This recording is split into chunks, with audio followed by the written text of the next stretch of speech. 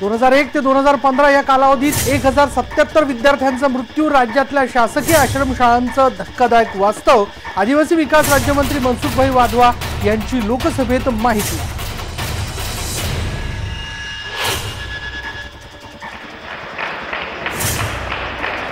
UPSC परीक्षेचे निकाल झाले जाहीर। योगेश कुंभेजकर महाराष्ट्रात पहिला तर टीना दादी देशात अव्वल।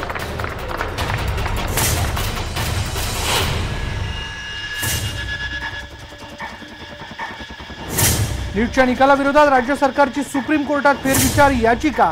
विनोद तावडेंची माहिती। ज्या राज्यांनी प्रवेश परीक्षा घेतली त्यांना वगळण्याची मागणी।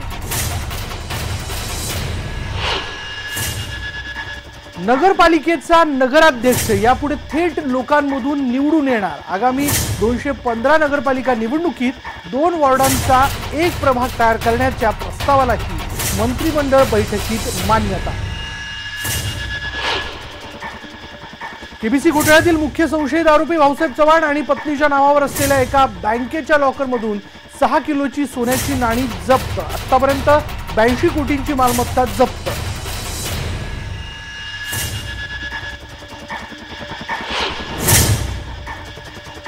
डान्सबार प्रकरणी सुप्रीम कोर्टाने राज्य सरकारला फटकारलं। आदेश देऊनही परवाने न दिल्याबद्दल केला सवाल।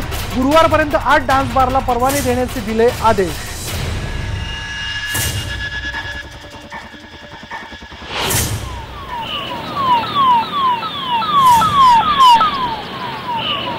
नाशिकहून यकृत आणि किडनी घेऊन रुग्णवाहिका पोहोचली पुण्यात। नाशिक शहरात पोलिसांनी बनवला ग्रीन कॉरिडॉर।